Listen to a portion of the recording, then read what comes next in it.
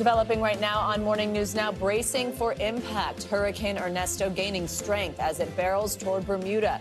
The Category 2 storm carving a path of destruction across the Caribbean, devastating neighborhoods in Puerto Rico and the Virgin Islands, and leaving hundreds of thousands without power. We have team coverage with the conditions, the warnings, and the impacts here in the U.S. Also this morning, sharing the stage, President Biden and VP Harris making their first joint appearance since the president dropped his re-election bid. Folks, I have an incredible partner. The progress we made, she's going to make one hell of a president. This as momentum grows for Democrats in the polls just days from the DNC. And former President Trump doubling down on his personal attacks against the vice president. We will take you on the campaign trail. Plus, disturbing new details about the overdose death of actor Matthew Perry, as 5 people are charged in connection with his death. What we know about the suspects accused of taking advantage of the actor's struggles with addiction. And trading out, more young people choosing skilled work over going to college. We will break down what's behind the trend, plus the pros and cons, and how to decide what is right for you. Really interesting conversation. Good morning. I'm Savannah Sellers. Joe is on assignment this morning. Thank you for starting your Friday with us. We're going to start this morning with Hurricane Ernesto gaining strength in the Atlantic Ocean. The storm, which was upgraded to a Category 2 overnight, is expected to make landfall in Bermuda early Saturday morning. It's already packing winds of 100 miles per hour, and forecasters predict it could drop up to 15 inches of rain on some parts of the island. Now residents are boarding up and evacuating to safety from potential life-threatening floods, as several flights to and from the island are canceled. This comes after the storm caused near island-wide blackouts and catastrophic flooding in Puerto Rico and the U.S. Virgin Islands earlier this week. This morning, more than 400,000 people in Puerto Rico are still without power. Always such a concern after a storm like this. Meteorologist Ryan Hanrahan is standing by with the forecast, but we're going to start with NBC News correspondent Guad Venegas, who is in Bermuda. Guad, good morning. Savannah, good morning. We're in the final hours of preparation here in Bermuda, a beautiful ocean and somewhat the calm before the storm as Ernesto keeps picking up strength over the Atlantic and making its way towards us. Now, local officials here want people to prepare. These are the final hours to get food, water, batteries, make sure everyone has their cell phone charged. The last time that Bermuda was hit by a big storm like this was Fiona 2 years ago. That wasn't a direct impact, but still, that storm knocked out the power for thousands and caused damage around the island. We can expect the center of the storm, according to the forecast, to come very close to Bermuda in this direction. Now, local officials say the last plane will be taking off later today. The cruise ship's half left at dockyard as people essentially prepare to shelter in place when the island is expected to shut down later today. The effects of the rain and the wind are expected to hit tonight and into Saturday as Ernesto heads towards Bermuda. Savannah, back to you. All right, Guad, thank you very much, and please stay safe. For more details on Hurricane Ernesto's path, let's get a look at your Morning News Now weather.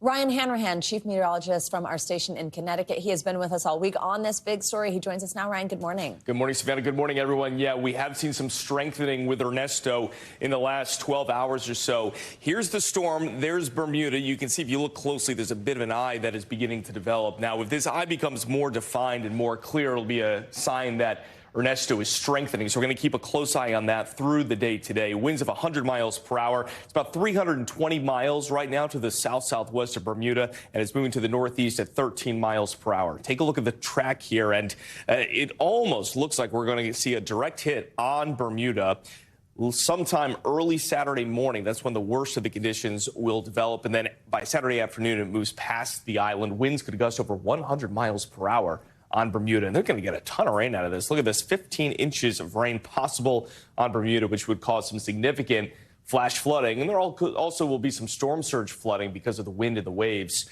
that'll be developing. After that, the storm curves out to sea into the Atlantic Ocean, but it's so large and it's so powerful, it's going to be sending some swells toward the east coast of the United States. So rip currents a concern from Florida all the way up to Rhode Island. So if you're planning a trip to the beach this weekend, something to be mindful of. big waves, but also the potential for some powerful rip currents. The other story, and this has been the story all week, it has just been brutally hot down south, and that heat continues. We have excessive heat warnings in effect now from Dallas to Little Rock over toward Jackson, Mississippi. New Orleans under a heat advisory, same deal in Houston, and that's for a combination of heat and humidity. That's just going to be pretty tough to take. And I think the heat really peaks this weekend. It's been hot all week, that is for sure. But this weekend is going to be even worse than what we've been looking at. 102, the high temperature for today in Dallas, 101 in Little Rock, Amarillo, Texas there, the Panhandle, 104. That's a full 15 degrees above average for the time of year. And check this out. This is tomorrow. 103 in Dallas, 98 in Houston, 95 degrees in Memphis. And that's just part of the story. You factor in the humidity, it'll feel more like 105 or 110 in those towns. Farther to the north, it's a lot cooler and a lot more comfortable. Look at Boston, Sunday 79, Monday 78, Tuesday 76. Same deal in Chicago, temperatures in the 70s. The heat builds the farther south you go. Of course, Charlotte will be up near 90 on Sunday. This morning, we do have some storms moving through the Midwest. A stormy start to the day from Indianapolis up through portions of Michigan, and we'll be watching those storms move to the east through the weekend. Through Sunday, decent amount of rain across the mid-Atlantic, back through the Great Lakes. So it's a bit of a soggy start to the weekend. Looks like that rain is going to move east toward the I-95 corridor from New York down to Philadelphia and D.C., but I think a lot of that holds off until later in the day Sunday or Monday. So most of the weekend should be okay right along the coast. And there is a threat for some severe storms today in the plains from Tulsa, Oklahoma, up north through Wichita, Dodge City. The big threat with those storms will likely be some large hail. Weekend forecast, some gusty storms moving to the east. And again, we'll be watching those rip currents right along the coast, Savannah. Got to stay safe if you're having a beach weekend. Ryan, absolutely. Thank you so much. We'll see you in just a little bit. Let's get to politics now. President Biden appeared alongside Vice President Harris on Thursday for their first joint event since the president ended his re-election bid.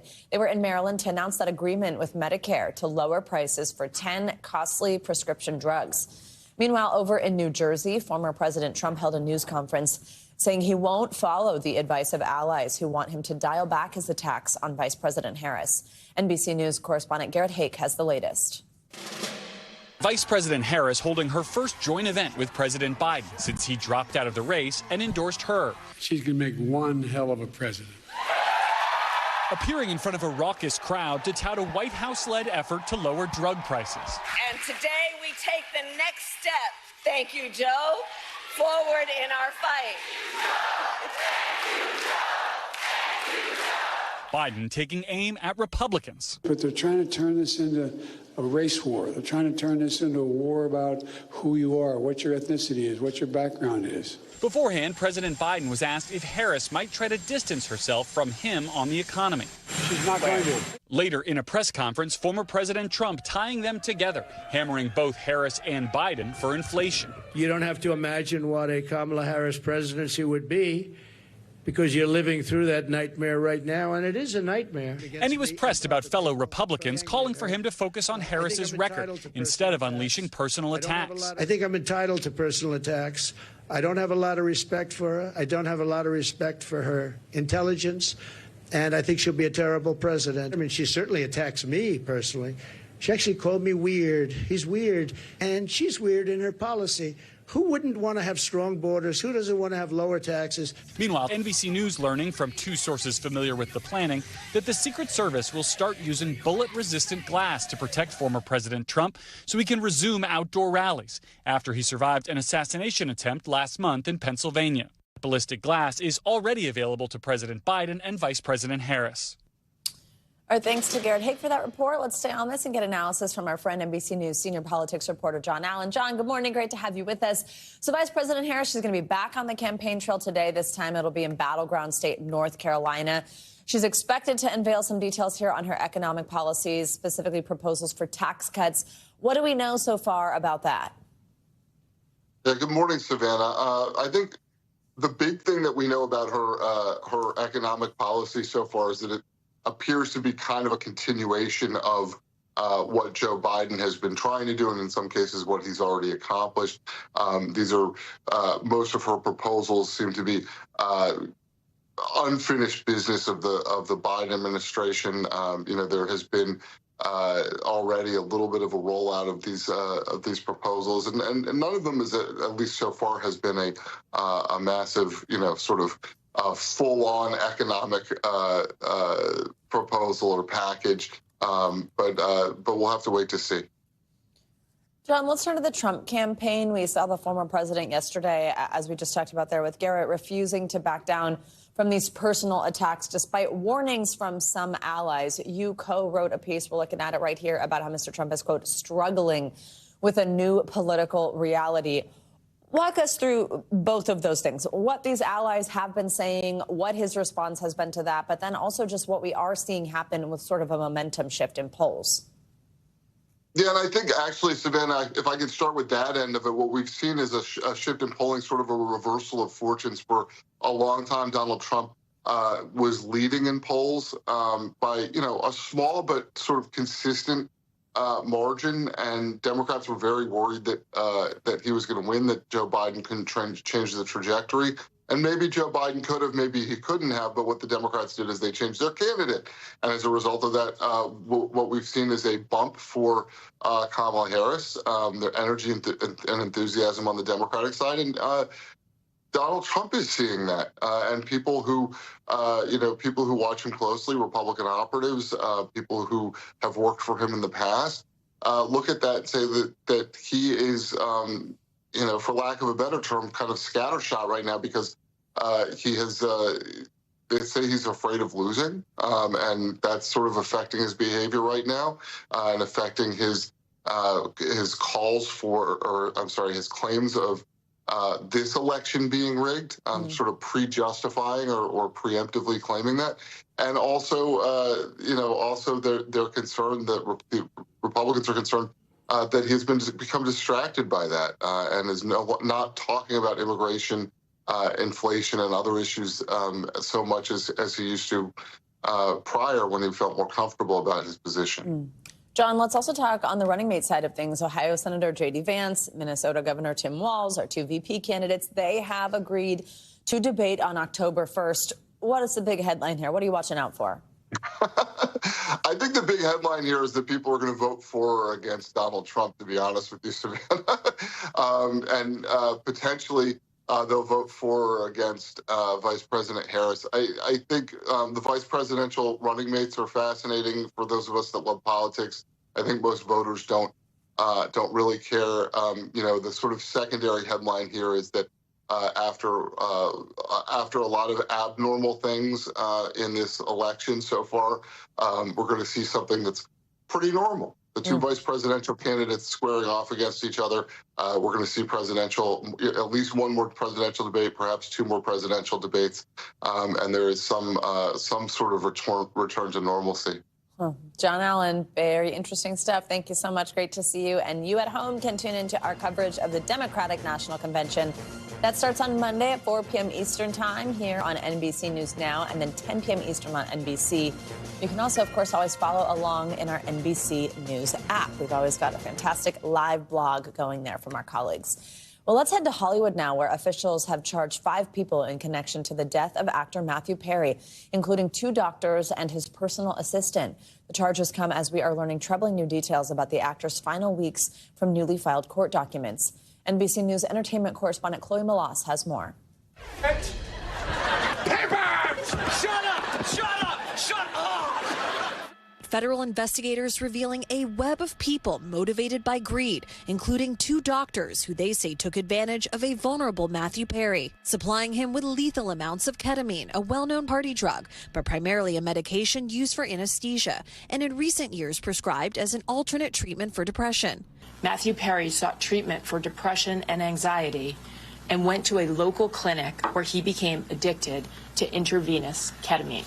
When clinic doctors refused to increase his dosage, he turned to unscrupulous doctors who saw Perry as a way to make quick money. Among those charged, Perry's live-in personal assistant, who investigators say administered that final lethal dose that resulted in his death last October. Officials say the lead defendants are Dr. Salvador Plasencia, known as Dr. P, and alleged drug dealer Jasmine Sangha, known as the ketamine queen of North Hollywood, according to the Department of Justice.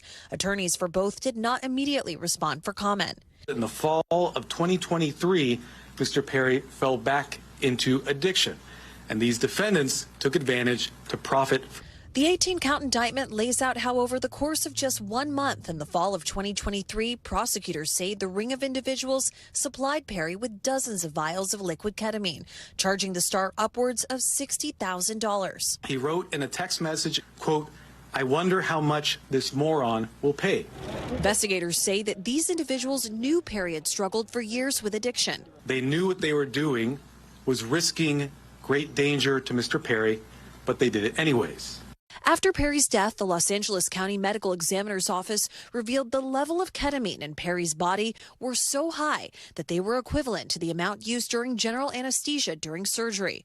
The arrest after Perry's death comes after high-profile celebrities like Michael Jackson and Prince overdosed and died after also being supplied drugs by medical doctors. Jackson's doctor, Conrad Murray, was convicted of involuntary manslaughter in 2011 for improperly administering propofol to the singer. If you are in the business of selling dangerous drugs, we will hold you accountable for the deaths that you cause. Chloe Malas, NBC News, Los Angeles. NBC News legal analyst Angela Sanadella joins us now for more on this. Angela, always great to have you with us. So officials say the doctors knew about Perry's history of drug addiction before supplying him with ketamine. Walk us through what that means from a legal perspective. Are doctors legally obligated to stop prescribing drugs if they know that about somebody? I mean, what's prosecutor's case here? Yeah, so there's two different levels here. So doctors really have this legal duty of care to their patients. So first of all, at a civil level, that's where you see medical malpractice happening much more commonly than a criminal investigation like this. But then at another level, doctors like us all have a requirement to follow the law. And here the criminal allegations are not just that they prescribed too much ketamine, it's also that they went backwards and allegedly made up fake records to show that they were using ketamine. Also, this part of this conspiracy allegation, they allegedly agreed together to illegally prescribe him way more than what was necessary.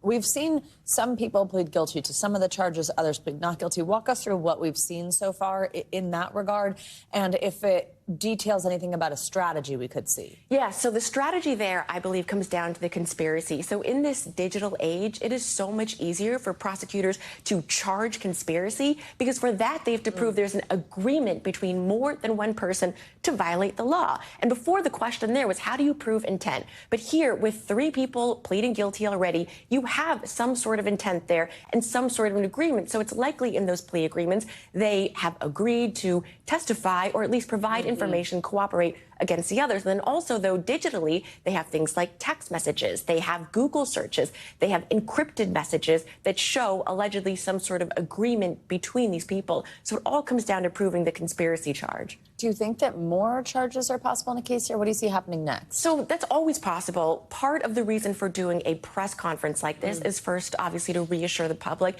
But second, it's also for the public then to be able to provide more information to know what's going on. So because this was allegedly this underground criminal network that likely didn't involve just Matthew Perry, but possibly there are more victims, as a result, charges are always additionally possible. Angela, one so many people are interested in. I'm sure we will continue to talk about this. Thank you for joining us on it this morning. Well, there is much more to come here on Morning News Now. Later this hour, pharmaceutical fight. The White House working to lower the cost of prescription drugs. More on the new plan and what it could mean for you.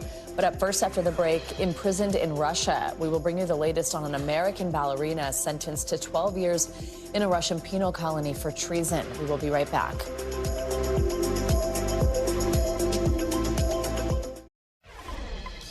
Welcome back. In Russia, a ballerina with dual Russian-American citizenship was sentenced to 12 years in a penal colony after donating to a charity supporting Ukraine. That news comes as Ukraine's military makes gains inside Russian territory.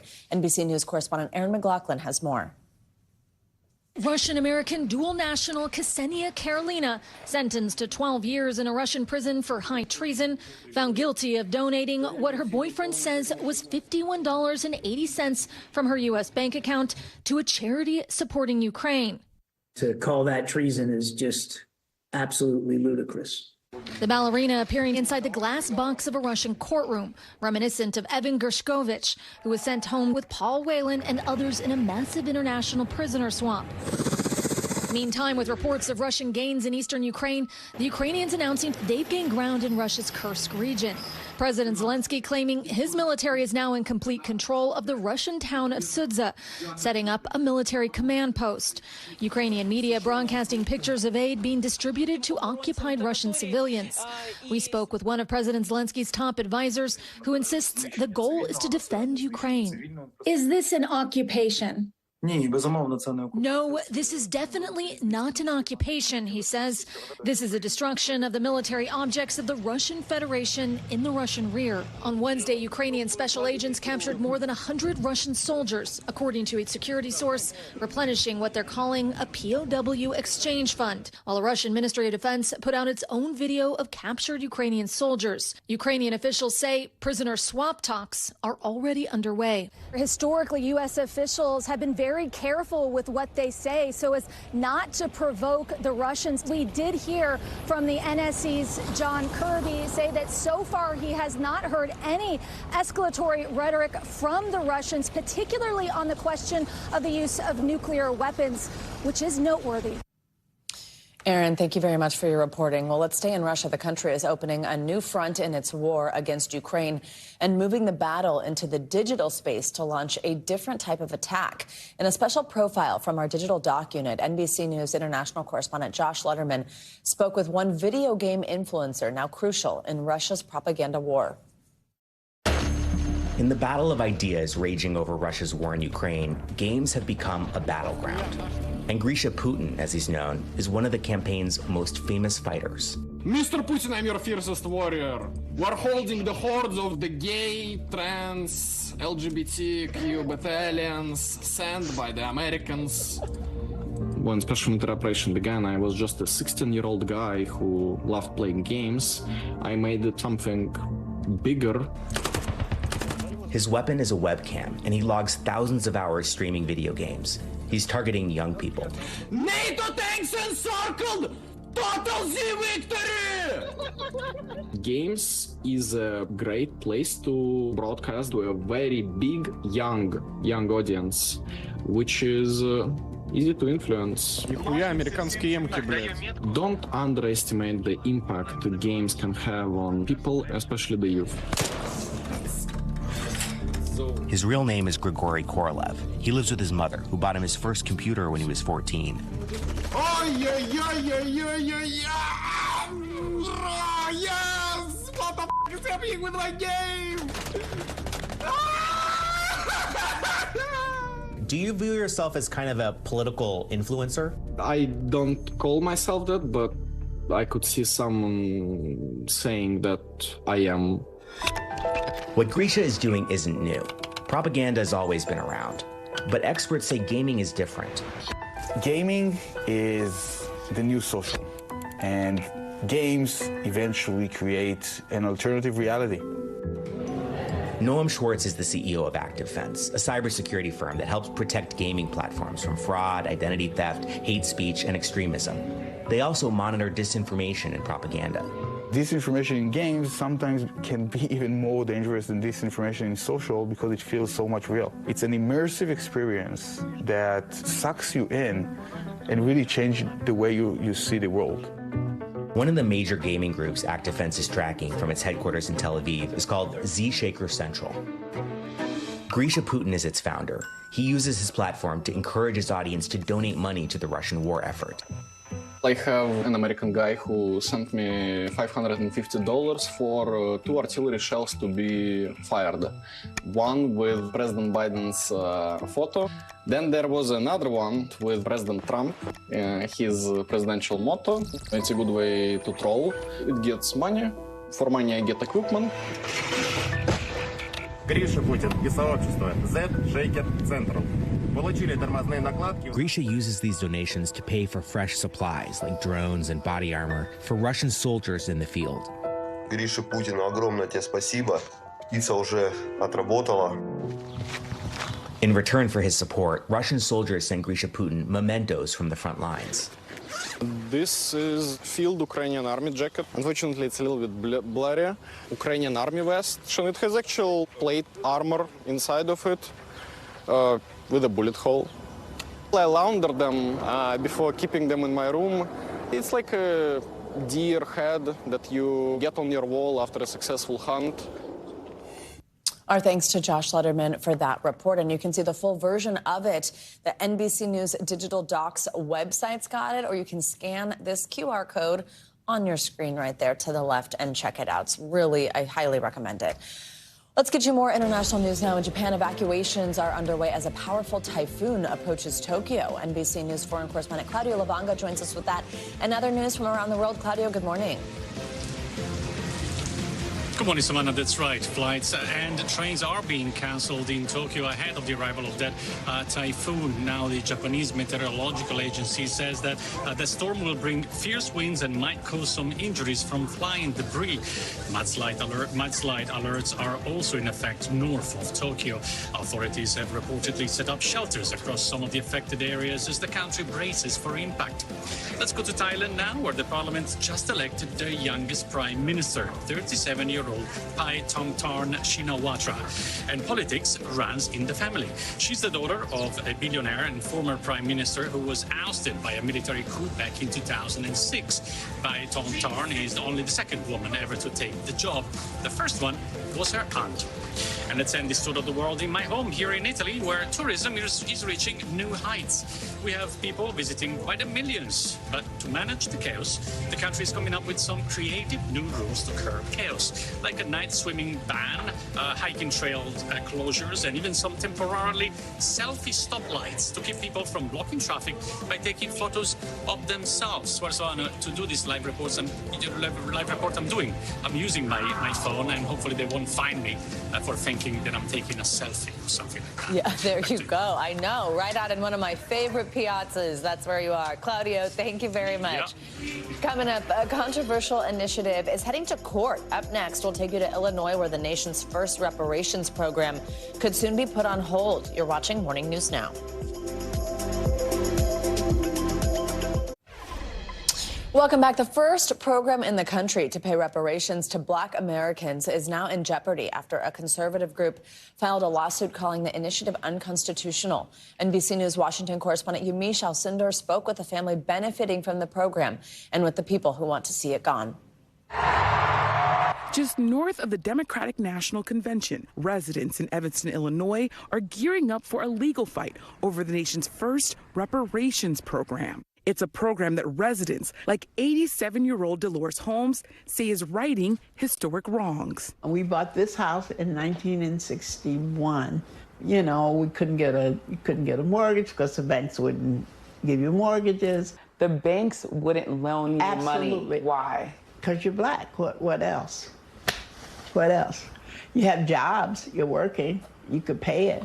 Decades ago, like many Black people, Holmes says she and her family were pressured and limited to buying property in the city's 5th Ward. It was a crowded, segregated neighborhood with less valuable land than areas on the shores of Lake Michigan. And banks often refused to loan money to Black families like hers. Today, nationwide, just 45% of Black Americans own their homes, compared with 74% of white Americans, according to the U.S. Census Bureau. When you think about what could have been, what comes to mind? Well, the first thing is I would have loved to own this whole block instead of having someone who didn't even live in our community who bought it and developed it. Why couldn't we have done that? But that dream was stopped. Absolutely.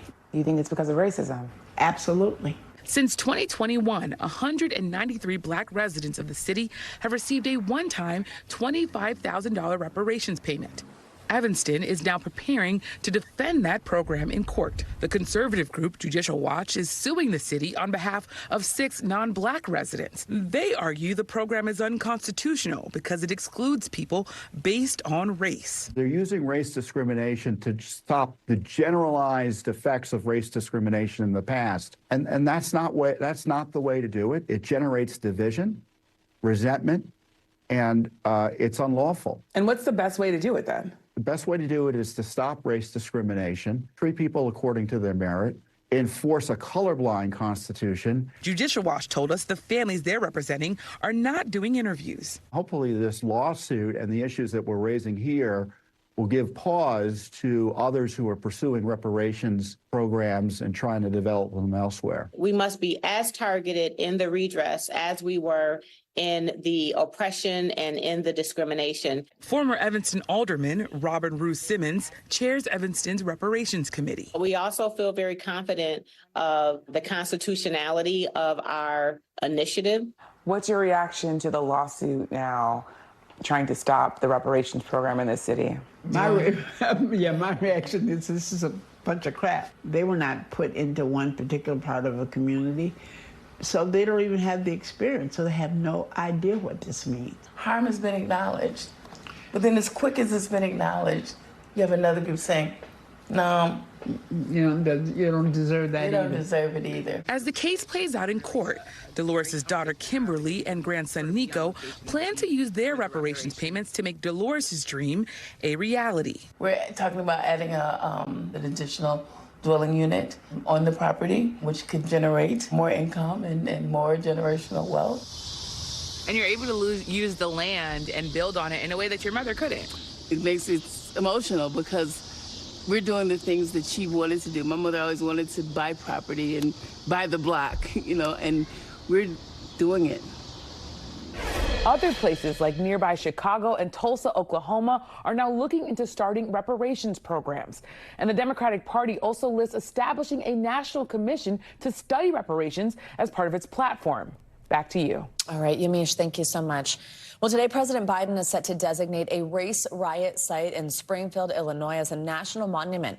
He will sign a proclamation to commemorate the 116th anniversary of the two-day riot in 1908 that was started by a white lynch mob. That riot destroyed dozens of black homes and businesses and left several people dead. It also led to the creation of what is now the NAACP. Biden said in a statement that this monument will, quote, help us remember an unspeakable attack on the black community and honor the Americans who came together in its aftermath to help deliver on the promise of civil rights. Well, major savings could be in store for taxpayers on popular prescription medications. We mentioned this too yesterday. The Biden administration is cutting prices for disabled or retired Americans using the Medicare system. NBC News senior correspondent Tom Costello explains what it could mean for your wallet. For 8 years, Jackie Trapp has taken 2 daily medications for incurable blood cancer. Her out-of-pocket costs, she says, as high as $22,000 in a single year. We've had to make sacrifices, big ones and small ones. We've refinanced our house. We've sold 2 vehicles. We've sold our furnishings. But under the Inflation Reduction Act, now in effect, her medications will get a lot cheaper in 2026. A 30-day supply of Xarelto to prevent blood clots, cut from the list price of $517 to $197. This year, out-of-pocket drug copays capped at roughly $3,300. Next year, a $2,000 cap. Much-needed relief for Americans like Jackie Trapp. After doing this for 8.5 years, I'm running out of things to sell. President Biden and Vice President Harris called it a big win. This time, we finally beat Big Pharma. Earlier this year, insulin was capped at $35 a month for Medicare. Now, for the first time, Medicare is authorized to negotiate 40 to 80% price cuts with pharma on 10 key drugs: Januvia, Jardiance, Eliquis, and Xarelto. For Zika, Entresto, Enbrel, Stelara, Fiosp, Novolog, and Imbruvica. Chiquita Brooks-LaSure runs Medicare. A lot of Americans have been choosing between putting food on the table or taking their meds. This is not right. It affects all of us when our nation's seniors can't retire, when our nation's seniors are going into diabetic comas because they can't afford their insulin. The pharmaceutical industry has sued but failed to block the law, today saying it will mean higher costs, more frustrating insurance denials, and fewer treatments. Tom Costello, thank you very much for that report. Well, coming up, tricks of the trade. More high school grads opting to skip college and look for skilled work instead. We will go over the pros and cons and how the trend could impact the workforce long term. You are watching Morning News Now. Welcome back. Let's get to some money headlines and some good news for your wallet this morning. Kroger is planning to cut prices on your groceries. CNBC's Silvana Henao has that and other money headlines for us. Silvana, good morning. Happy Friday. Hey, Savannah, happy Friday to you. And yeah, some good news because Kroger plans to lower grocery prices by $1 billion after completing its proposed $25 billion merger with Albertsons. The deal, which was first announced in 2022, was expected to create a supermarket empire with more than 4,000 stores, but it has faced several antitrust lawsuits on concerns it would drive up food prices. Meanwhile, California is the latest state to make driver's licenses mobile. Both Apple Wallet and Google Wallet will add support for state IDs. California says residents still need to carry a physical copy of their ID, but the mobile option will make verifying someone's age faster during air travel and at businesses. California joins Arizona, Maryland, Colorado, Georgia, and Ohio in adding support for mobile IDs.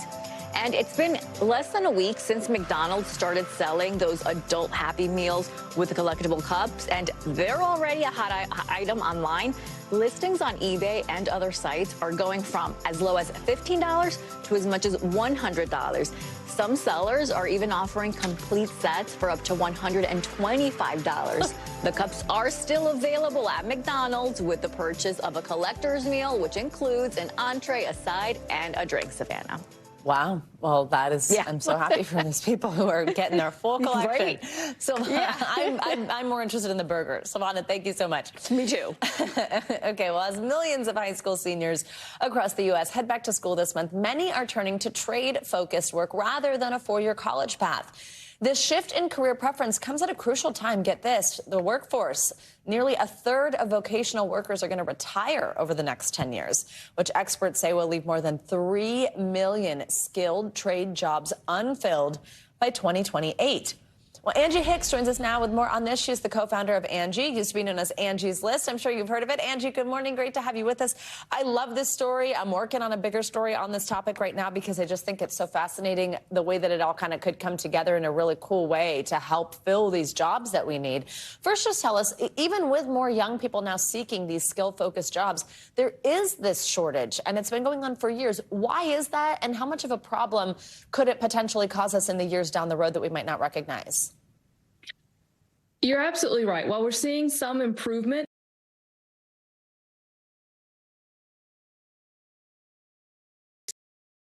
close, stemming from things such as a push over the last few decades for a college degree. And so people who would typically have maybe chosen a career in a vocational career such as the trades were not. They were going to college. Also, there was a stigma around the trades. But as we look at people in the trades and talk to them, their satisfaction in their work is incredibly high. I'm going to ask you more about that, about the satisfaction rate in just a minute. But first, let's just kind of set the scene.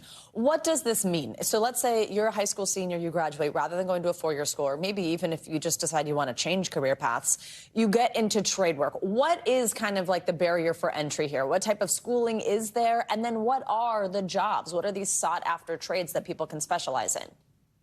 Right. There's a wide variety of trades from, HVAC to plumbing to electrical to general contracting. There is just so many options. As far as training, historically, we would find that a lot of people might have gotten introduced to the trades in high school. Think back to shop class in high school. Some high schools are starting to introduce back in a vocational track, which I am so excited to see. Then typically after college, they could go to a trade school, or a lot of them might actually do an apprenticeship right with a contractor in their local community. They might be actually being paid. They might be working to get that certification if they're becoming an electrician, for example. Which is so neat. I mean, what an amazing opportunity to get paid while you're actually learning. You mentioned the satisfaction. It's so high. Nearly 90% of trade workers say they are happy in their line of work. I mean, I don't think that stat exists in many other careers. Maybe I'm wrong, but we have so many conversations on the show about the mental toll that work can take, trying to not take your work home with you. To hear a stat like that's really encouraging. Why is it, do you think, that there's such a high rate of satisfaction? Yeah, I mean, you're seeing this satisfaction. It's driven by, meaningful work, good pay, as well as the ability to be an owner of a company. I think a lot of times we forget that a lot of our small businesses in our communities are the trades. So you could own your own company, have flexibility, earn good money, and really do something. I was talking to a pro the other day, and he was telling me how his team would drive around town and say, hey, we did that job. We did that remodel. We added those solar panels. So that concept of being able to make a difference in your community and a tangible difference can really improve and make people happy with what they're doing. I think one of the things that's important to address here, just to be honest about it, and I know it's something that your company is working on directly, is changing the stigma often associated with these types of jobs about not going to a four-year university and eschewing that instead to choose to do something like this. What is the perception that exists? Why is that? How can we change it? I think we just have to expose people and talk about it and then remind people of the opportunity. I think a lot of times we just have this feeling, oh, I'm going to go into the trades. I might be just an hourly worker. They're not seeing all of the benefits. So we really need to celebrate those benefits. And that can be created by getting the tradespeople involved in high schools and exposing young people to the opportunities. If they're having a career day at school, let's bring the tradespeople in and tell them about what great opportunities there are, because that's how we start to expose them, get them interested, and get them excited. And when you think about jobs like this, what is sort of the opportunity for your career path, for the trajectory that your career can take? Because it's not necessarily, right, just this one job, this one trade job. I mean, This really could be, just like you could do in any type of industry, being entrepreneurial, starting a business. That is absolutely correct. Most of our entrepreneurs might actually be in these small businesses that are starting in the trade. So I might start as an apprentice at one HVAC company, learn the trade, and then someday go out and start my own business and be incredibly successful, or take over the business I started working in. So there is incredible opportunity to expand that career and to get meaningful differentiation in your work as your career expands. Angie Hicks, really interesting conversation, a trend we are certainly seeing, and in some ways a trend we really need to see more of. We appreciate it. Good conversation.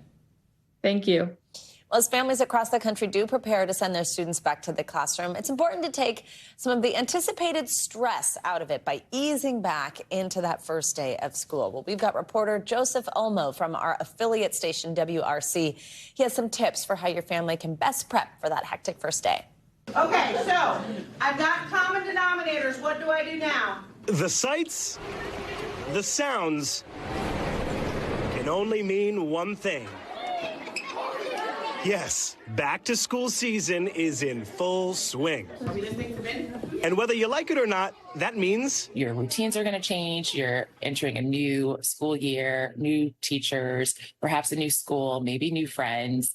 So children naturally are like antsy around this time of year, and parents are as well. Dr. Ava Gaiman-Dooms is a board-certified psychiatrist. She works with children a lot. It's really hard to be a teenager, to be a kid in 2024. The social aspect of, who am I going to sit with at lunch, or who am I going to play with, after school? Am I going to make the team? So what can you do now to make the first day of classes feel less abrupt for the whole family? Ease your way back in, Dr. Gaiman-Dooms says. The best thing to do is really to start the routine at least a week early. So you want to start going to bed a little bit earlier and waking up around the time of school, because everybody's out of practice in the house, The key? Getting back into the swing of things now instead of playing catch up on day one. Getting breakfast ready on time and getting everybody out the door on time, that's going to be a challenge. So you don't want your first day to feel like a fire drill for yourself or your children. Our thanks to Joseph Olmo for that report. Well, coming up, his sweet treats made him a household name. Now America is paying tribute to the man behind the famous Amos cookie brand. More on the life of Wally Amos and how he turned a family recipe into a barrier-breaking empire. Stay with us. This is Morning News Now.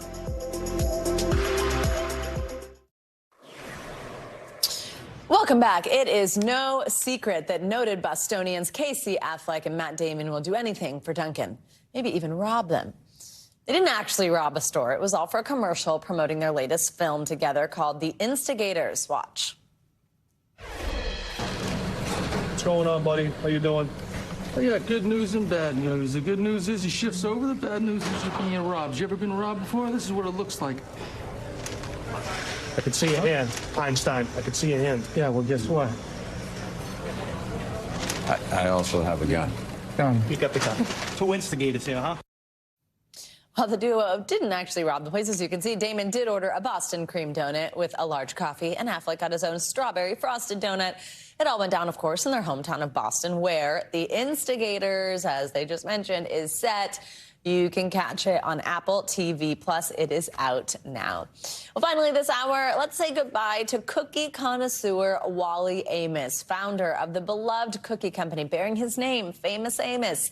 The 88-year-old sweets icon and father died earlier this week from complications with dementia. NBC News correspondent Dana Griffin introduces us to the man behind the brand. Wally Amos, the founder of one of the most recognizable cookie brands in America, Famous Amos, who started what would grow to be an empire nearly 50 years ago, is being celebrated today for introducing his beloved cookies to the world. If you want to make it big in the West, you've got to be too good to resist. Sean Amos grew up working alongside his father. What was the greatest lesson you learned from your dad? Oh my God, joy. Joy, the power of joy. He was the most joyful person on earth. This is where Wally Amos's cookie empire was born. It's now a Brazilian restaurant, but if you stroll through the front doors, you'll see where the city of Los Angeles has dubbed this area Famous Amos Square, immortalizing the legacy of the Cookie King. We got to, we remodeled a little bit. The restaurant manager here showed us some of the original architecture and says Amos's spirit lives on. This place is very significant for a lot of people. Today is not a happy day because he's not here anymore, but I'm pretty sure that he definitely left a sign in the world. Famous Amos. Several times a day, this Hollywood tour guide shares stories outside of what used to be full of sweet treats. I used to eat a pound of Famous Amos cookies every single day. I had a higher metabolism back then. Amos dropped out of high school to join the Air Force and later became a talent agent known for sharing his homemade chocolate chip cookies with artists. Marvin Gaye and Helen Reddy giving him a $25,000 loan to start what would become a booming supermarket brand. It was just the two of us, and I learned the value of hard work. I learned the power of personality. I learned the power of persuasion. I learned the audacity of believing in yourself, despite all doubts that people may put upon you. And soon, Amos was a household name, the famed cookie tycoon appearing in commercials for major companies like United Airlines. With United's West Coast service, I can keep my business cooking and still stay in the chips. And making guest appearances on hit shows like Taxi and The Jeffersons. Famous Amos cookies. Yeah! Reverence for Amos even extended into the 21st century with his more recent appearance on The Office. Famous. Hi, I'm sure you get ideas for new cookies all the time, but Is it oatmeal with no raisins? I'm sorry to have wasted your time. In 1988, Amos eventually lost control of the company and began taking on new business ventures that included this pitch to Shark Tank. Why would you start all over again? Because I love cookies, and I think that I can build a business out of this cookie. Attempting to regain momentum with Cookie Kahuna, which has since folded, and co-founding Uncle Wally's Muffin Company, whose products are sold nationwide. Amos also finding success as a literacy advocate, writing 8 books and serving as a role model for Black Americans. I believed in myself. I made a commitment to doing something with my life, and I did it. On social media, Questlove writing, sad to see a part of our history leave. Thank you, Famous Amos. Is there anything you want to say to those fans out there? Oh, thank you.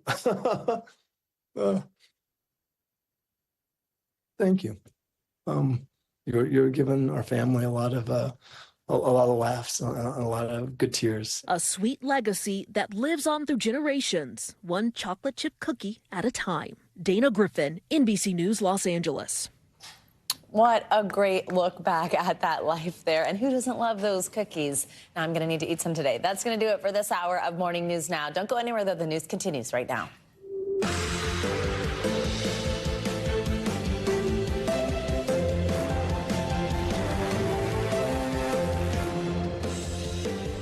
Good morning and some good news. It's Friday, almost to the weekend. I'm Savannah Sellers. Joe's on assignment today, so you're just with me.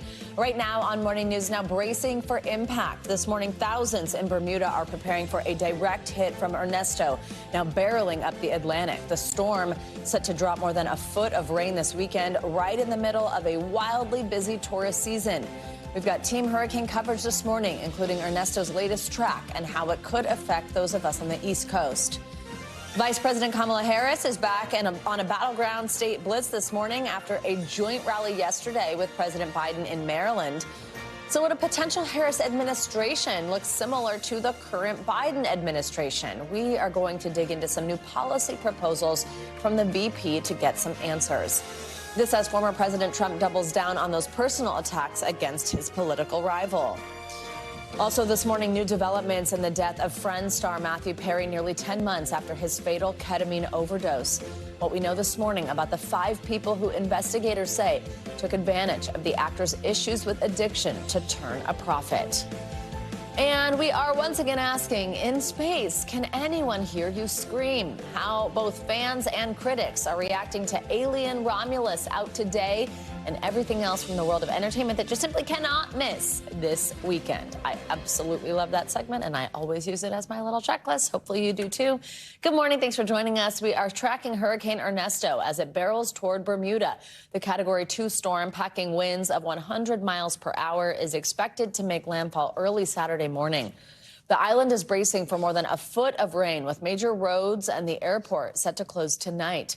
NBC News correspondent Guad Venegas is on the ground in Southampton, Bermuda with the latest. Guad, good morning.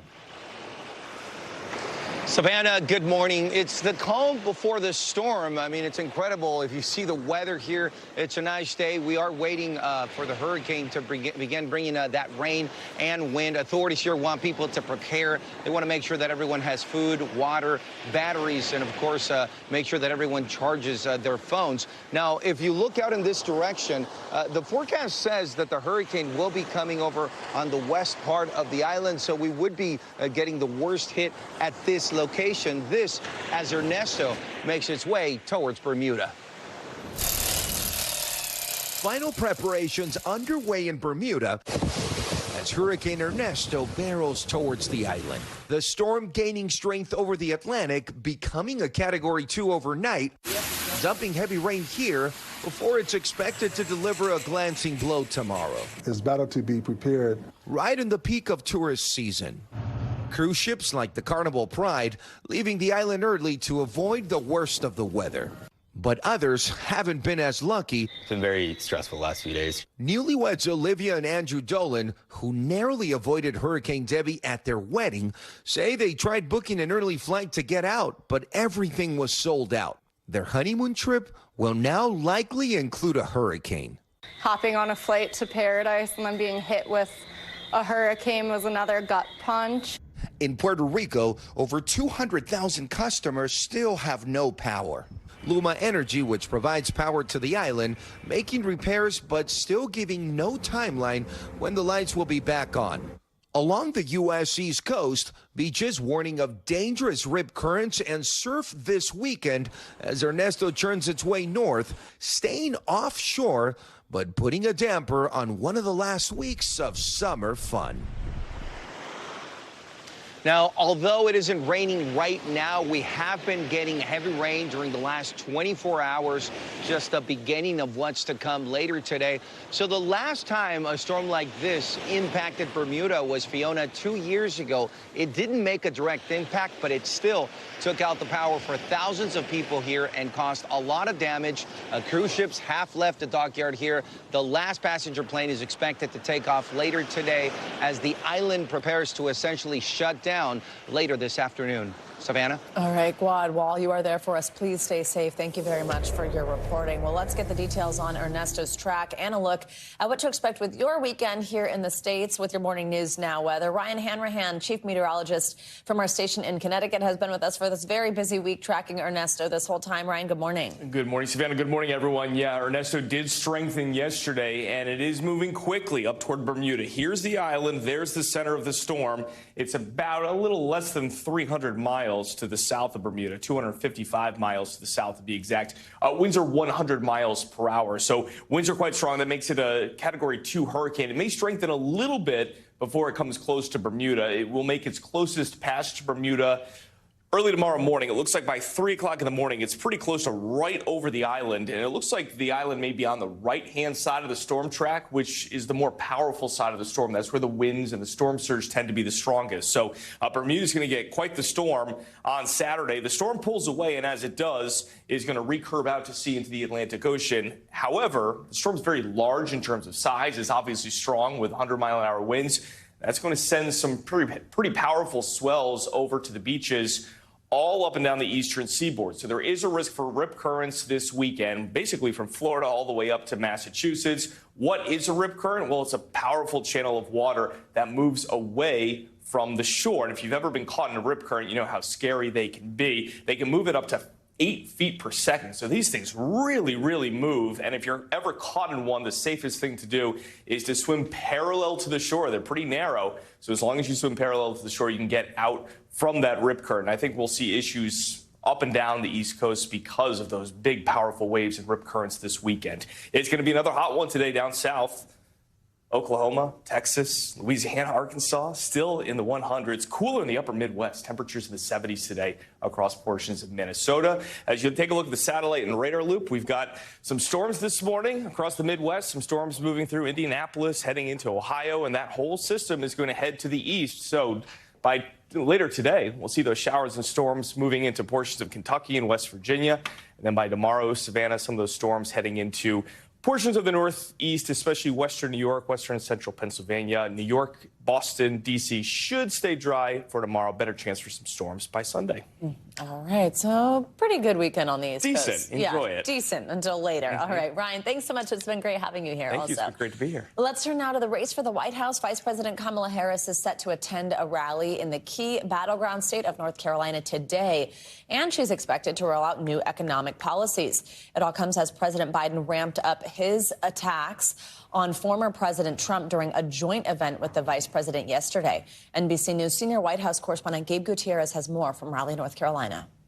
Savannah, good morning. The fight for North Carolina is intensifying. Vice President Harris is expected to campaign here later today after former President Trump visited earlier this week. Harris now trying to define her campaign and how it's different now that the race for the White House has changed dramatically.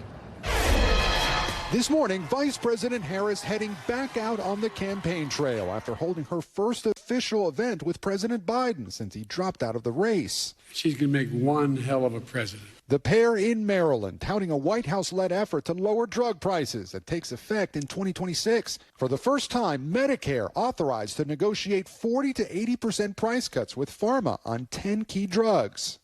And today we take the next step. Thank you, Joe. Forward in our fight. Biden and Harris trying to portray unity, even as the president faces questions about whether she will distance herself from his economic policies. She's not going to. You don't think she's going to? Today, here in battleground North Carolina, campaign officials tell NBC News Harris will roll out new housing policies, including a tax incentive for builders of starter homes, up to $25,000 in down payment assistance for first-time home buyers, and cracking down on corporate landlords that drive up rents. The vice president will also propose an expanded child tax credit up to $6,000 for families with newborns, as well as a federal ban on price gouging in the food industry, a plan critics are blasting as anti-capitalist. Meanwhile, President Biden is ramping up his attacks on former President Trump. The guy we're running against, what's his name? Donald Dump or Donald whatever. And after Trump questioned Harris's racial identity last month, President Biden is out with a new accusation. They're trying to turn this into a race war. They're trying to turn this into a war about who you are, what your ethnicity is, what your background is. And it's not who we are. Harris has not done a formal press conference or a sit-down interview since becoming the de facto nominee, and she's not expected to until after the Democratic National Convention next week. She is, however, set to debate former President Trump on September 10th, and a source tells NBC News debate prep for her is already underway. Savannah? All right, Gabe, thank you very much. And you can tune into our coverage of the Democratic National Convention starting on Monday. 4 p.m. Eastern, right here on NBC News Now, and then 10 p.m. Eastern, also on NBC. And you can always follow along via the NBC News app for our live blog and anything else you need to know. Well, over in New Jersey, former President Donald Trump held a news conference at his home in Bedminster. He struck a defiant tone, saying he won't follow the advice of allies who want him to dial back his personal attacks. NBC News correspondent Garrett Haake joins us now for more on this. Hi, Garrett. It's good to see you in Washington, D.C. You're home for a few minutes anyway. Good morning. Yeah, 4-state day for me yesterday, Savannah, but who's counting? And one of those was New Jersey, where Donald Trump appeared at his club yesterday, surrounded by groceries, meant to be a visual reminder of his message on inflation and rising prices. Flanked by household staples like cereal and coffee, he explained why a staple of his campaign, those personal attacks, won't be going away. You'll be okay if you have the right president. You have the wrong president, like her. Honestly, you don't have a chance. Overnight, Donald Trump speaking at a fighting anti-Semitism event, saying Jewish Americans should vote Republican and discussing his efforts to define Vice President Harris. This is a radical left lunatic that we have running for office, and I'm trying to brand her as such because if I don't, they get a lot of support. At his home in Bedminster, New Jersey, where earlier the former president hammered Harris on the economy. You don't have to imagine what a Kamala Harris presidency would be, because you're living through that nightmare right now. The former president not shying away from personal attacks, despite Republican allies in recent weeks urging him to stop them. I think I'm entitled to personal attacks. I don't have a lot of respect for her. I don't have a lot of respect for her intelligence. And I think she'll be a terrible president. Some people say, oh, why don't you be nice? But they're not nice to me. They want to put me in prison. Responding directly to criticism from former primary opponent Nikki Haley, who said he can't win this way. I think that we're hitting a nerve. I think I appreciate her advice. I have to do it my way. The Harris campaign saying the press conference included Trump's, quote, usual lies and delusions. The former president also spent time recounting how he survived last month's assassination attempt. It's a miracle, and God had something to do with it. And maybe it's we want to save the world. This world is going down. This world is going down. This, as NBC News has learned from 2 sources familiar with the planning, that the Secret Service will start using bullet-resistant glass to protect Trump so he can resume outdoor rallies. That ballistic glass is already available to President Biden and Vice President Harris. And overnight, Trump also released a required financial disclosure form for federal candidates. Among the new details in that filing, the former president owns more than $1 million in cryptocurrency. And he also made $300,000 selling branded Bibles last year. Savannah? All right, Garrett, thank you very much. Well, 5 people are now facing charges in connection to the death of actor Matthew Perry. Among those charged are 2 doctors, as well as the actor's live-in personal assistant. According to officials, the group allegedly conspired to give Perry the ketamine that caused his accidental overdose last October. NBC News entertainment correspondent Chloe Malas has been all over this story. She joins us with the latest from L.A. Chloe, good morning. Good morning, Savannah. What a troubling story. I was downtown yesterday at the federal courthouse where the 5 individuals who've been charged, they were having their first appearances in court. It was their arraignment.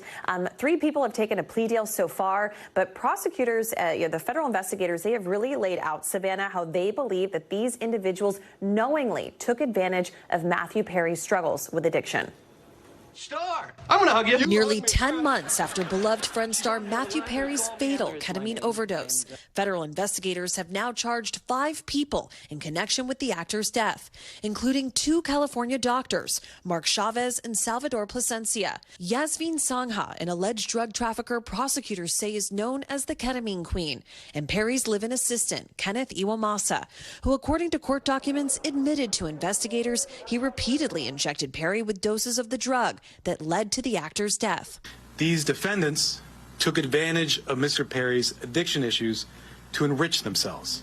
While 3 of the defendants, including Perry's assistant, have already agreed to plea deals, on Thursday, Sonia and Plasencia both pled not guilty in their first appearance in federal court. Dr. Plasencia's attorney telling NBC News Perry did pay his client for ketamine treatments.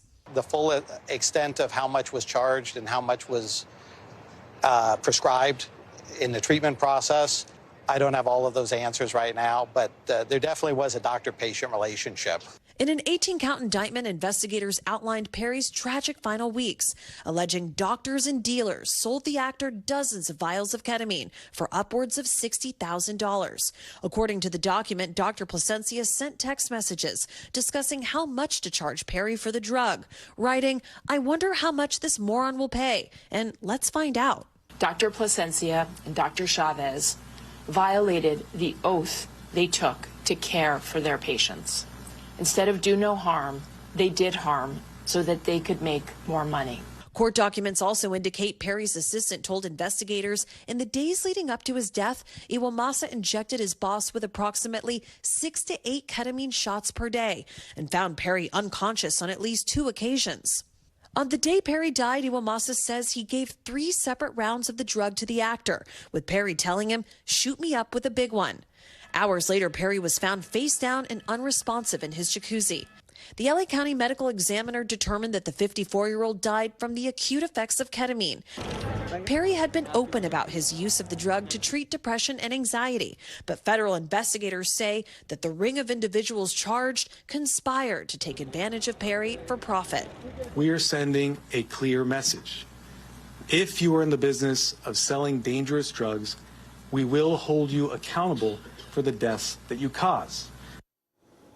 So, Savannah, like I said, there are 5 individuals that the federal investigators say are in this ring of people who took advantage. And one of them is Dr. Placencia, and the other one is the ketamine queen, Jasmine Sangha. And she is this drug dealer in North Hollywood who was running what they say a drug emporium. Now, they face decades behind bars. I think it's like 100 years, and the other is like life in prison. Now, Perry's assistant, he took a plea deal, so he could face up to 15 years, though, still behind bars. I just want to point out, though, that Matthew Perry's family, they released a statement following all this news yesterday, and they said that while they are still heartbroken following Matthew's death, that they look forward to justice taking its course. Savannah? All right, Chloe Malas, great reporting here. Thank you very much for joining us this morning.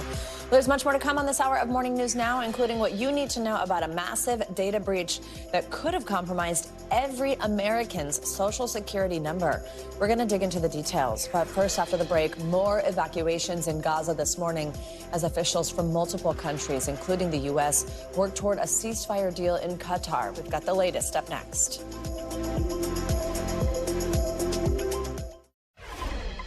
We are back with new developments on the fighting in Gaza. This morning, the Israeli army is ordering more evacuations in parts of southern and central Gaza, which were previously designated as humanitarian safe zones. This is as mediators from the U.S., Egypt, and Qatar are meeting in Doha to try and negotiate a ceasefire deal. For more, let's bring in NBC News correspondent Danielle Hamamdjian, who is in Tel Aviv with the very latest. Danielle, good morning. First, let's talk about these investigations. Why is the Israeli army now focused on these regions? What are they saying is going on there?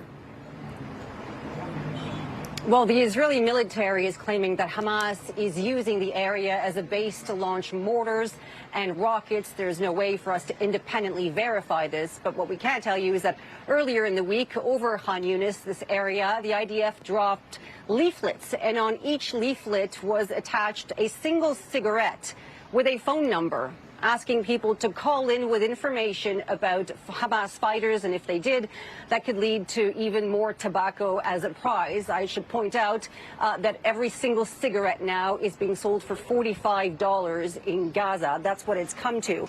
The evacuations for thousands and thousands of people who had sought refuge there, and they've been told how many times now over the course of nearly 11 months to go from Area A to Area B, where it's supposedly safe, only for Area B to be a new target. This as a grim milestone is passed over the past 24 hours. 40,000 people dead, most of whom are women and children. And people tell us over and over again, it's not just the incessant strikes, it's the diseases, the famine, the amputations, and it's the belief that death is better than what they are experiencing now. Wow. Danielle, let's talk about a potential ceasefire here and negotiations that are ongoing. Hamas had said they were going to boycott these specific talks that I just mentioned. What did end up happening, and what is the status of negotiations? Well, the good news is that the talks could have fallen apart yesterday, and they didn't. According to U.S. officials, it was off to a promising start. They've been described as constructive talks. According to Egyptian officials, the talks lasted 7 hours, and it was good enough for the Israeli delegation to spend the night in Doha for day 2 now of these ceasefire talks. A lot has been said about the fact that Hamas is not present, and many experts are saying it doesn't really make much of a difference. They were never sitting across the table from the Israeli delegation or the Americans to begin with. How it usually works, the mediators from Qatar, from Egypt, sit down with the Israelis. They see what's new. They see where there is movement, and then go to the Hamas delegation and the team, the political team, which has an office in Doha, to see where they can move the needle. But Hamas has reiterated its position in a statement saying that any deal must include the full withdrawal of Israeli forces from the Gaza Strip, and it must include a permanent ceasefire. A few of the sticking points, an area called the Philadelphia Corridor, which is this strip of land, this buffer zone, if you will, between Egypt and Gaza. The Israelis do not want Hamas to be able to smuggle weapons and fighters once again through that area. They're also concerned about the unvetted movement of Palestinians back into the northern part of the enclave. Danielle, of course, the other thing we've been talking about all week is the possibility of Iran attacking Israel after a Hamas leader was killed within Iran. How much is that weighing on the negotiations, and what is the status of this potential retaliatory attack on Israel? Well, the Israeli military is on high alert on all borders. That's been the case for several days now. But today, the British foreign minister, the French foreign minister, they're both here in Israel, in Jerusalem, pushing for a ceasefire. So it's really full court press. We heard the U.S. president earlier this week saying that it's his expectation that Iran will hold off on any attack on Israel if a deal is reached. And so diplomats are working furiously to try to make that happen. Danielle, thank you so much for your reporting. Stay safe. Well, more international news now. More cases of the deadly Mpox virus have emerged, this time outside of Africa. NBC News foreign correspondent Claudio Labanga joins us with details on that, as well as other world headlines. Claudio, good morning. Good morning, Savannah. That's right. Sweden has just confirmed its first case of the more contagious strain of Mpox. This is the first reported infection of the strain outside of Africa. And just this morning, Pakistan's health ministry also confirmed at least one case there too. This all comes after the World Health Organization declared a global public health emergency on the outbreak for the second time in 2 years earlier this week. Let's go now to North Korea, where from December, at least one city will allow tourists to return nearly 5 years after the country closed its borders due to the COVID pandemic. At least according to 2 tour operators from China, which announced that the mountainous city of Samjiyon will open its doors to tourists, and that Pyongyang and other cities might follow soon. In July, Kim Jong-un announced plans to revitalize international tourism aimed at friendly nations like China and Russia. Those friendly nations, of course, do not include the United States and South Korea. And what melts the heart more than the sight of a baby panda? Well, how about 2 baby pandas? The twin cubs were born on Thursday in a theme park in Hong Kong. And what makes this even more amazing, Savannah, is that the park's chairman says that mother is the oldest panda on record to have given birth for the first time.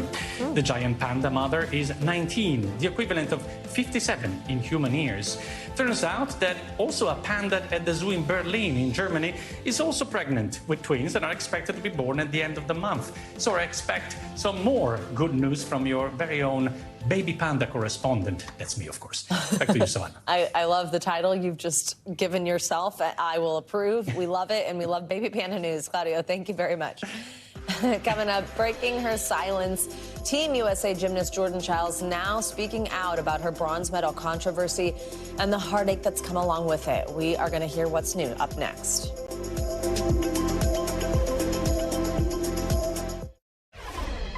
We are back with the latest on the investigation into the death of General Hospital actor Johnny Wachter. 4 people have now been arrested in connection to the fatal shooting back in May. Police say Wachter interrupted thieves who were stealing the catalytic converter from his car when he was gunned down. NBC News correspondent Dana Griffin joins us with the latest on this. Dana, good morning. Good morning, Savannah. Law enforcement sources familiar with the investigation tell us the 4 men are connected to a Los Angeles street gang tied to catalytic converter thefts, among other things. This morning, new details emerging after Los Angeles police arrested 4 people in connection to the shooting death of General Hospital star Johnny Wachter. According to the LAPD, the suspects are between the ages of 18 and 22. 3 were booked on arrest warrants for murder and 1 for accessory. Law enforcement sources connected to the investigation tell NBC News the 4 men are involved with a local Los Angeles street gang.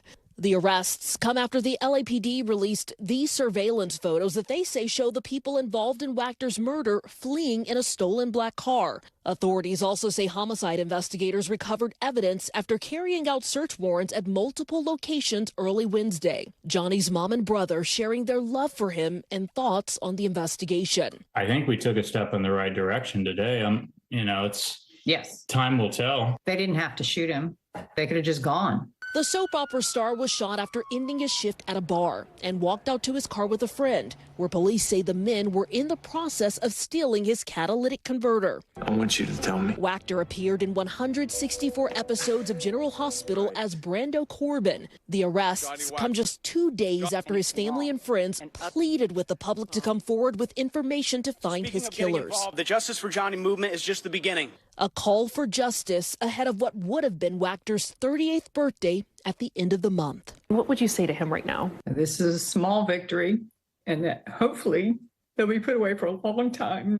And then I love him and miss him. Johnny's mom also told me that they plan to celebrate his birthday by hosting friends at their home in South Carolina for a game night. The DA is expected to formally charge the suspects on Monday when they are likely to make their first court appearance. Savannah. All right, just heartbreaking. Dana, thank you very much for your reporting here. Well, USA gymnast Jordan Childs is breaking her silence after her first individual Olympic medal was stripped away. Childs is the only gymnast in history to lose her medal over an administrative issue, really. NBC News correspondent Emily Aketa is here with more on this for us this morning. Emily, good morning. So I think a lot of people have kind of been holding their breath. Like, is this really it? And we did partially hear from her kind of like vowing that we're going to continue this process to see what happens. But as of right now, Romania is holding this medal ceremony this morning, right? Yeah, that will be happening this morning moving forward. And the IOC says that because of the court ruling, they can move forward with that. In the meantime, so as Romanian's gymnast will be getting the medal, Jordan Childs speaking out about losing her own. She posted on social media what was a pretty lengthy statement saying in part the decision feels unjust and comes as a significant blow, not just to me, but to everyone who has championed my journey. I believe at the end of this journey, the people in control will do the right thing, really insinuating that she's going to be gearing up for a fight. She also says, to add to the heartbreak, the unprompted, racially driven attacks on social media are wrong and extremely hurtful. I've poured my heart and soul into this sport, and I'm so proud to represent my culture and my country. She's handled this really difficult situation with such grace. She really has, and just like saying protecting her mental health and kind of like going offline for a little while. Yep. When she references that, well, as you put it, kind of gearing up for a fight, do we know what the options are at this point? Because we know that we've already kind of heard from this court that made the decision. Yep. Doesn't matter if there's new evidence, we don't reopen cases. What can happen? Yeah, so the sports court says they're not reopening the case. They could try to take appeal to an even higher international court, the Swiss Federal Tribunal, and it does sound like that's exactly what they're planning on doing. Some interesting information we're getting out of a new document, CAS, that Court of Arbitration for Sport, saying that actually at the hearing over the weekend, it was a critical hearing, there was no dispute between the parties that Child's inquiry was submitted 1 minute and 4 seconds after her score was displayed on the scoreboard. So they're saying at the hearing, no one took issue with the fact that the appeal was made outside of that 1 minute deadline. But what we are also hearing, yes, exactly, from U.S. Olympic officials right now is that leading up to that hearing, that CAS, the Court of Arbitration for Sport, have been sending email communications to the wrong email addresses up until the day before the hearing. So they said, we didn't even have time to prepare for this hearing. They could use that potentially in trying to get an appeal. Yeah, absolutely. And basically saying that this whole new evidence that they have shows a completely different story, that they would not have agreed to the fact that it was 1 minute and 4 seconds. That's a very good point. 47 seconds. That video evidence they didn't obtain until after the hearing. So they didn't even present that video evidence that say was timestamped and showed that they made the inquiry within the 1 minute deadline. Absolutely. You referenced what Jordan had said about some of the attacks that she's received, which have just been totally disgusting. She also has had a lot of support from us here, who have been involved in covering the Olympics. But what are people saying online?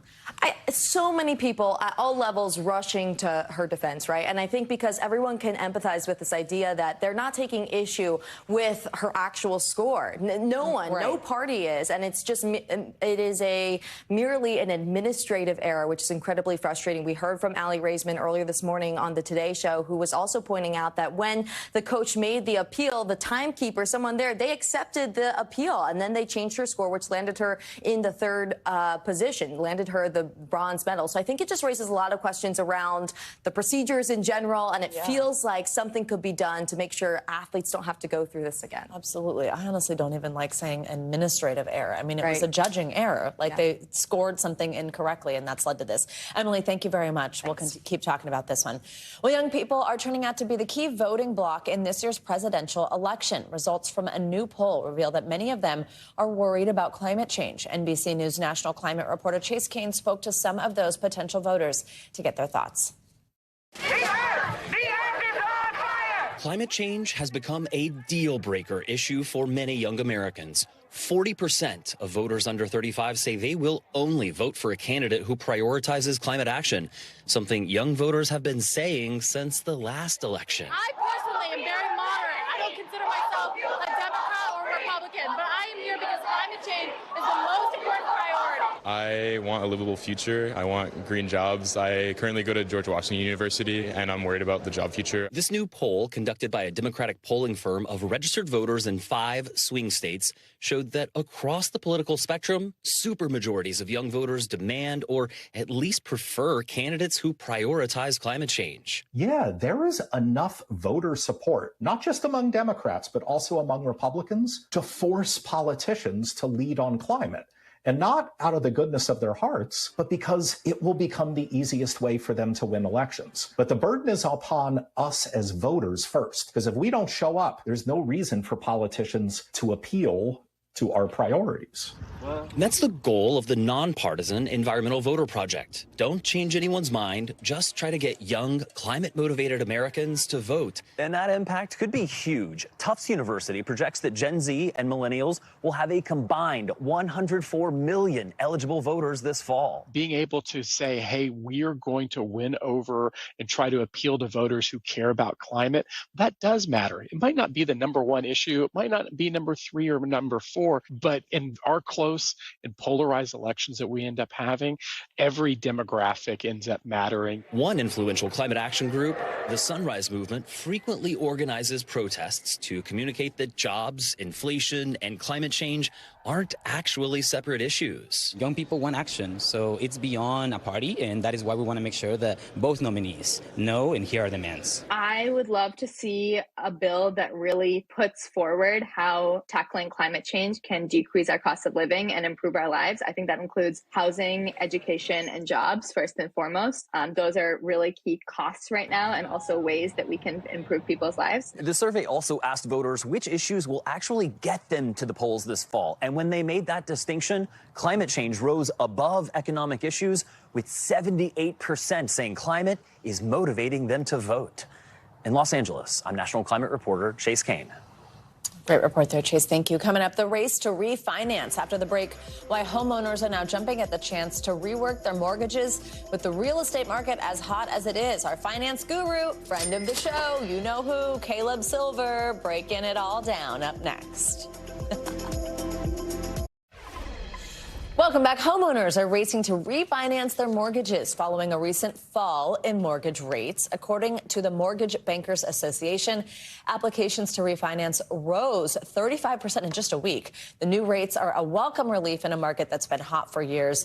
It remains to be seen, though, if those rates will go lower and how it will impact the housing market in the long run.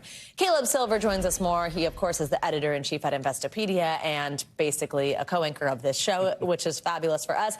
Caleb, good morning. Great to see you. First, can you just put in context what the rate drop has been? Yeah, the rate drop for the 30-year fixed has been as high as 7.5% a few months ago. Now it is 6.5% or lower. If you have great credit, it could be even lower than that. In San Diego County, 6.57%. So it is falling, and it's going to continue to fall. Why? Because the Federal Reserve is going to lower interest rates. That has an impact. But the 30-year fixed mortgage, the most popular lending vehicle for the housing market, is very tied to the 10-year U.S. Treasury. And as yields fall in that U.S. Treasury, you see this rate come down, and you see this activity. What'd you say, 35%? It's up 118% year over year, coming off a small base. But people who got into mortgages in the last couple of years at those high rates, they are getting in there to try to get a lower rate today. Let's talk about this jump in refinancing applications. First of all, just what do you make of that number happening in just 1 week? It sounds like a ton to me. And just how much money is average to be saving if you are able to do this? Yeah, just think about that 1% drop, 7.5% to 6.5%. If you were paying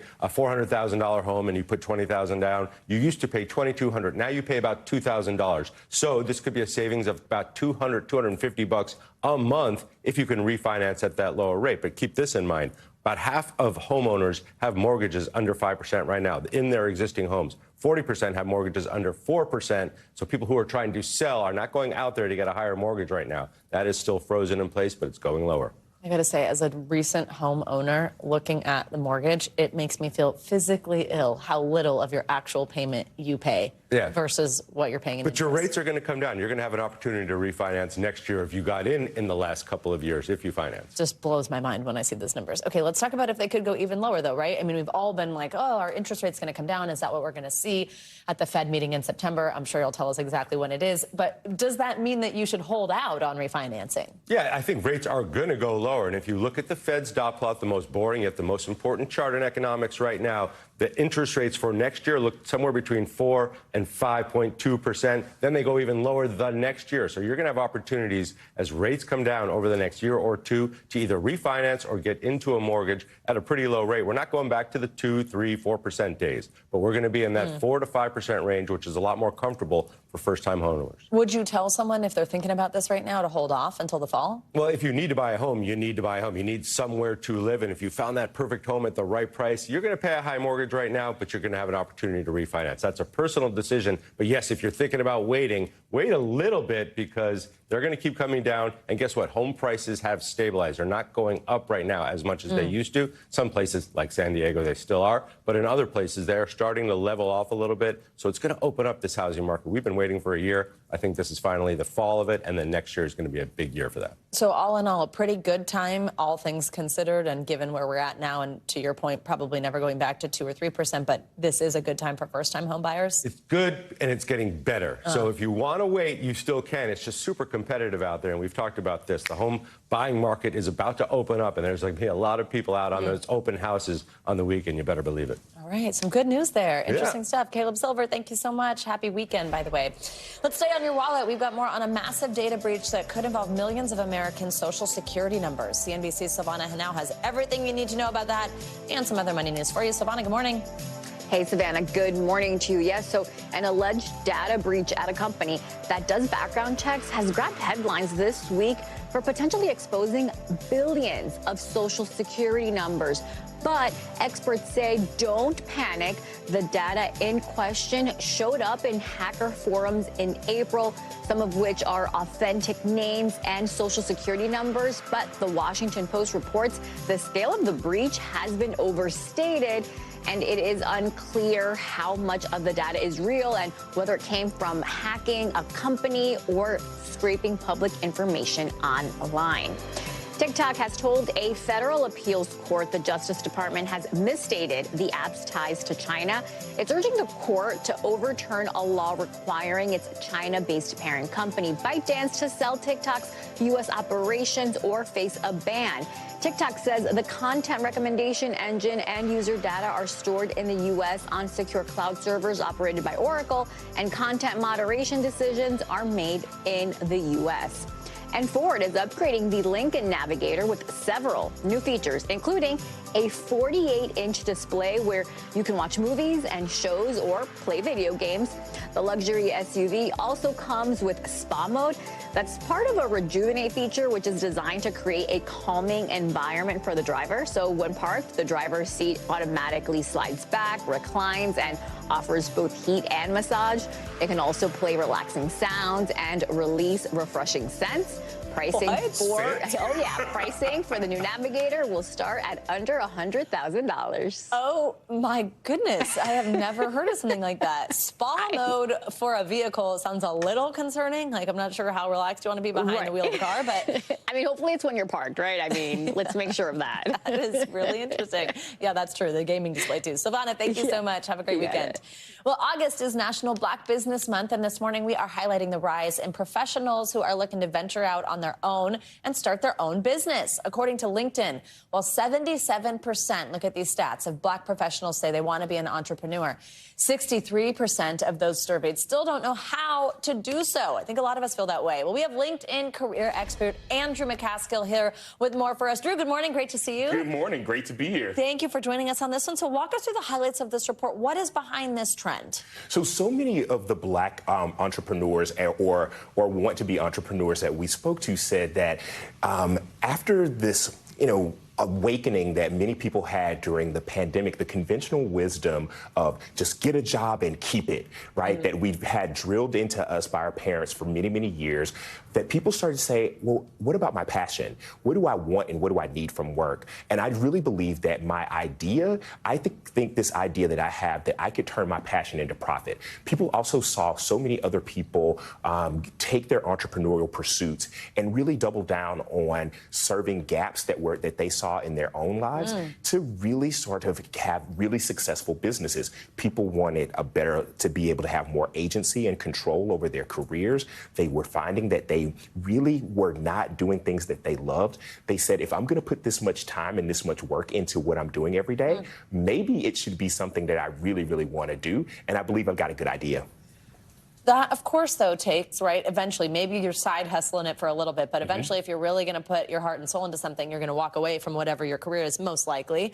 That's scary. What should you think about before you quit your job? Yeah, so there are tons of things that you should think about. And what we wanted to do was actually give a lot of these Black entrepreneurs community to say, hey, here's the blueprint that so many other entrepreneurs on our platform have done. Here's some conversations that we're having. A lot of those entrepreneurs were saying, what is the point where I decide that I quit my job? And so some entrepreneurs said that it was at the point where you can replace the income that you have. Other entrepreneurs said, I don't want to just replace the income that I have. I want to be able to replace the income that I have and see the pathway to even more. And so what we saw with many of these entrepreneurs is that they were finding insights and community with other entrepreneurs. The information sharing that came about from having these conversations, that was what has been really, really important. So you can have, the pro tips of things like, hey, here's a LinkedIn service page where you can start your 9-to-5 journey and then your side hustle journey by connecting these two. Or maybe I don't have to go back to school to learn some of these skills to start a new business or to take my business to the next level. So they're going to take these learning courses that this other entrepreneur said. I'm going down to Atlanta next week to have a conversation with the folks at the Russell Innovation Center for Entrepreneurs. And so many of the folks that they're having conversations with, that funding is only one part. It's the part everybody likes to talk about. But these entrepreneurs are saying, I want advisors. I want people who can help me with my business plan. I need to figure out how to go from being a sole proprietor to now I have employees, and what does that look like? So the entrepreneurial journey for these Black business owners is really a journey of finding community of people who are rooting for me to win, finding opportunities for information sharing, and finding opportunities to learn and get training without having to go through some of the traditional methods of going back to school, right? We only have like about a minute here, but if somebody's listening to this and they're inspired or they've been thinking about this, like I said, I'm sure if you're thinking about it, you've been side hustling for a while. What should somebody do to take this leap? What's the first step? The first step is to really put down the plan and really think about how do you make a business plan. The other thing is that no matter where you are on the leap, is that do not look at your first failure as the end. Do not think of it that way. Fail forward and take what you learned from every single failure and apply that to the next iteration of your business. It will not necessarily always be super, super easy and smooth in the front part, but every one of the entrepreneurs that we spoke to said that as they got better and better, they learned more and more, and they shared that with other entrepreneurs. So information share and keep in it, stay in it, because we all stay at jobs even when we have failures or we have stops and starts. Why not stay in it with your entrepreneurship as well? I love that. Drew, great advice, very inspirational, and so cool to talk about this. Thank you for coming by. Oh, thanks for having me. Great to meet you. Well, coming up, if it's Friday, that means it is time for our Can't Miss list. It's right around the corner. This week, we're heading back to the depths of space with alien Romulus. What are the critics saying about it? Grab your popcorn. Look who's here. Bravo's Darren Karp. She joins us next with a preview of that and everything else from the world of entertainment that you just can't miss this weekend. Yay, Darren's here. Welcome back, Swifties. This one is for us. We've got some news. It seems like there's still some bad blood between Taylor Swift and Kanye West. Last night, Swift released a live version of her song, Thank You, Amy. Now, true Swifties will know that when that was released on the Tortured Poets Department, the letters K-I-M were capitalized with everything else lowercase. Well, this time there is a subtle but telling tweak. Just the letters Y and E are capitalized. Fans are speculating the tweak is a reference to West, who now goes by just Y-E, Ye, who Swift has been feuding with since that scandal over a recorded phone call back in 2016, maybe even before that when he took the mic from her on the stage at the VMAs. That's not all, though. To add to all the beef this week, Swift actually blocked, she just still has the #1 spot, Ye and Ty Dolla $ign's Vulture 2 album from taking the #1 spot in the Billboard 200. Only time will tell if Kanye's going to be able to shake it off, but always into that drama. Finally this hour, it's time for your weekly Can't Miss list, all the films and shows out this weekend that you got to know about. We're so excited. Our friend, Bravo personality, host of Shaken and Disturbed, Darren Karp, our LA lady, is back with us. Good to see you, Swiftie fan. So good to see you. I know. Did you like how much of that you was were like going to go to the way? mattresses for her. You were like, and now it's Y-E. I felt the heat. Obviously. Also, did you see how much I know that I just like... You really did. And you were like, it's on this, it's on this, it's on this. Yeah. I was like, wow. I mean, just that's a let journalist. Me go.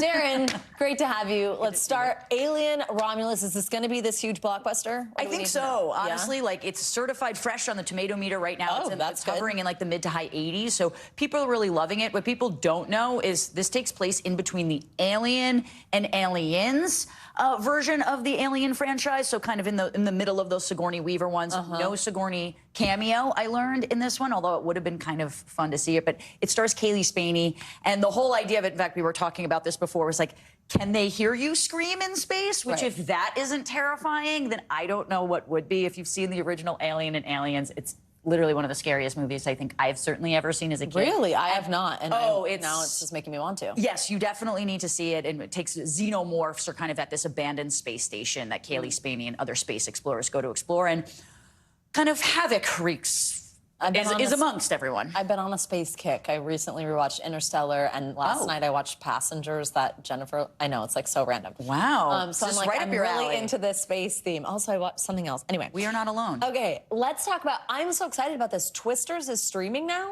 Yes, okay, so last month I think I came on and was talking about the big cinematic. I mean, I do still recommend seeing it in theaters just because it is so kind of, when I say beautiful, it's like this beautiful disaster you want to see on a big screen. But yes, for $24.99, you can rent it right now on Amazon Prime. Oh, that's all. Or if you have some patience, you can get it for free on Peacock in October.